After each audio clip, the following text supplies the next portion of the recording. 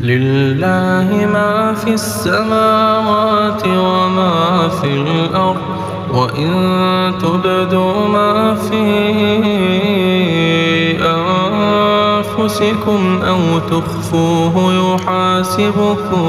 به الله فيغفر لمن يشاء ويعذب من يشاء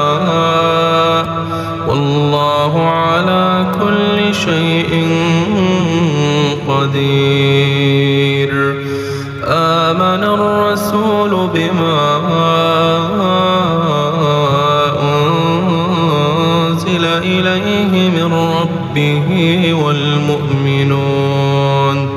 كل آمن بالله وملائكته